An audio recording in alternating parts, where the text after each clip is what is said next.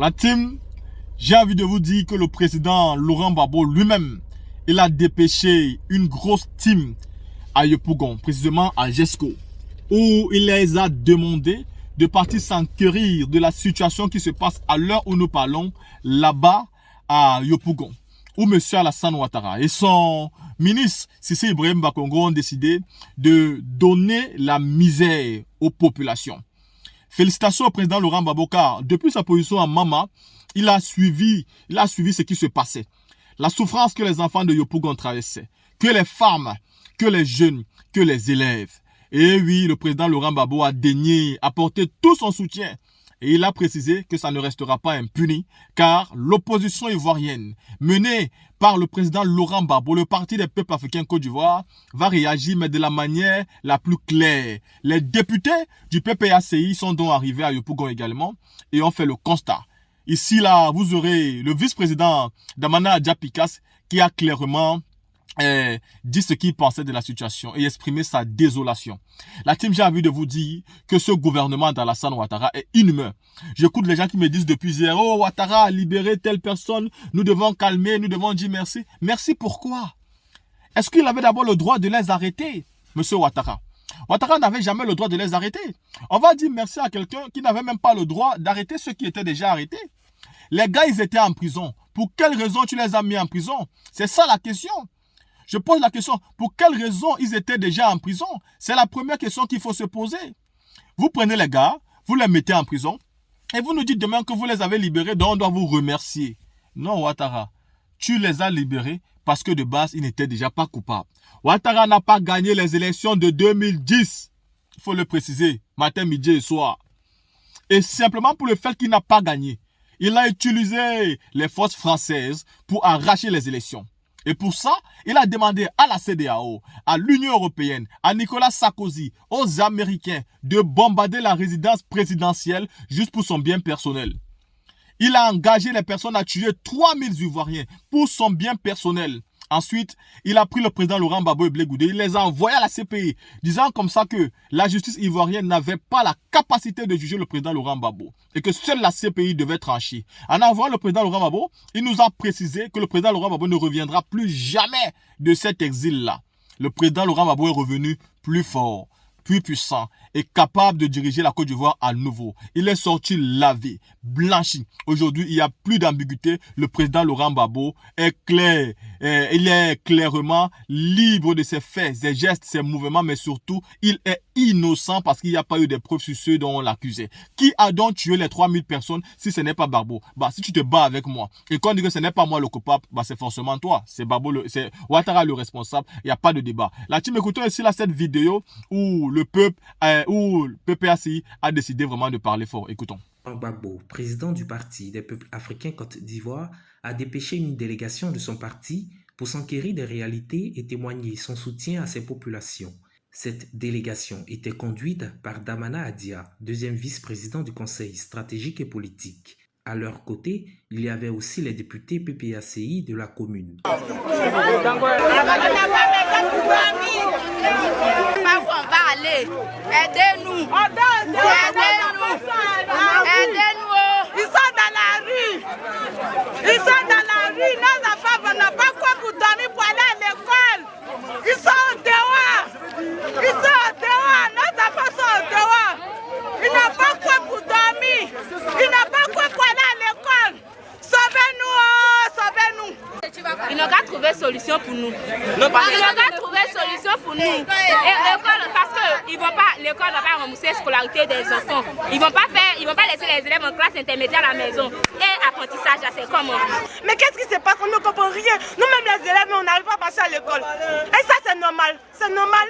Vous dites que vous ne voulez pas les enfants de la rue, vous ne voulez pas les enfants de la chambre. On vient à l'école quand vous venez casser l'école. Nous sommes venus constater les dégâts causés par les déguerpissements. Nous sommes venus voir la population en désarroi. Nous sommes venus parce que nous sommes députés de la nation. C'est nous qui représentons le peuple. Nous sommes venus vous représenter et nous sommes venus, députés PPACI, soutenus par la direction de notre parti, représentés ici par le vice-président Damla Picasse, pour dire que nous, députés de Yopougon, élus députés PPACI, soutenus par notre parti, le PPACI soutenu par le président Laurent Gbagbo, nous sommes venus vraiment constater ces dégâts, les dégâts qui ont été causés. Oui, nous sommes profondément meurtris avec le parti, avec le président Laurent Gbagbo.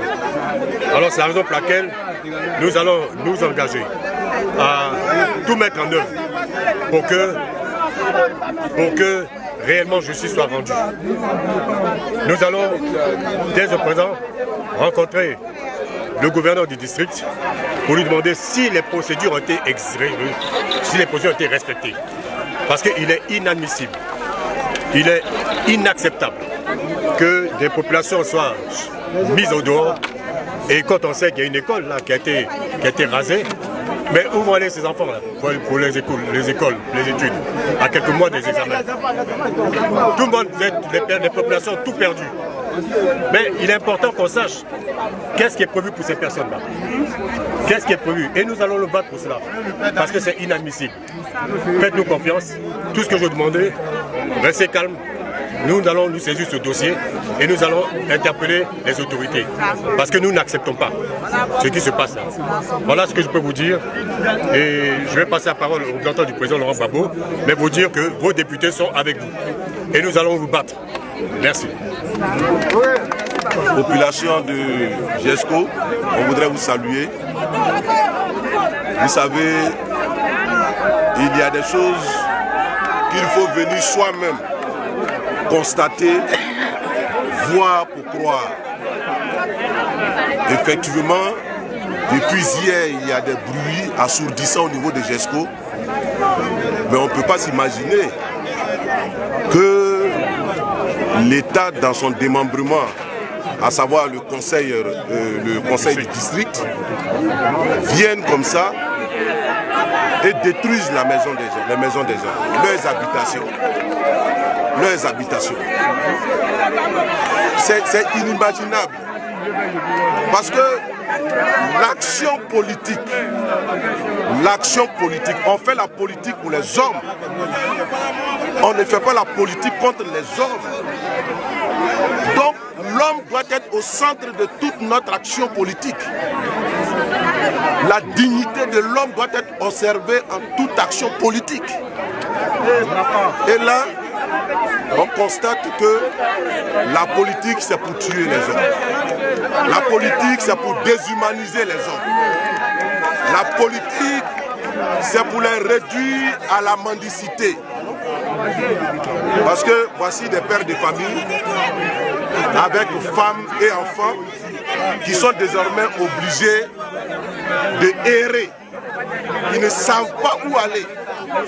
Mais c'est au nom de quelle politique on fait ça?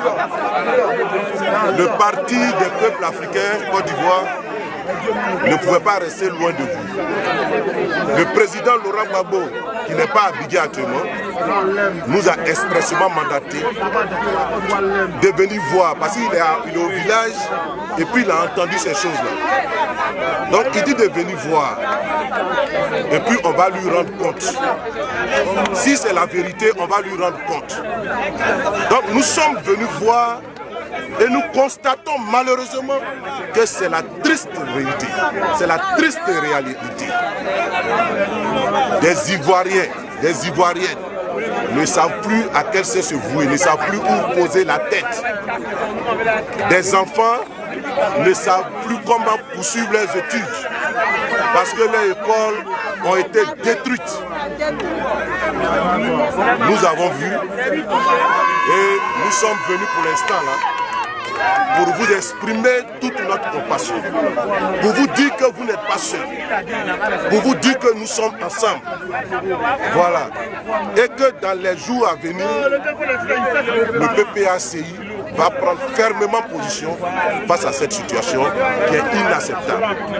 Donc vous avez les salutations du président, vous avez les salutations de toute la direction. En tout cas, tenez bon. Tenez bon, nous sommes à vos côtés. Tenez bon, nous sommes avec vous. Vous êtes dans une situation qu'on ne peut pas compenser par le matériel ou par l'argent. Oui. Combien on peut donner à ces personnes pour retrouver leur dignité? Pour retrouver la dignité, il n'y en a pas. C'est pourquoi on vous demande de tenir. On est avec vous. On est avec vous. On est avec vous. Le président Laurent Gbagbo est avec vous. Merci. On va lui rendre compte pour ça. Merci. On compte sur vous. Aidez-nous.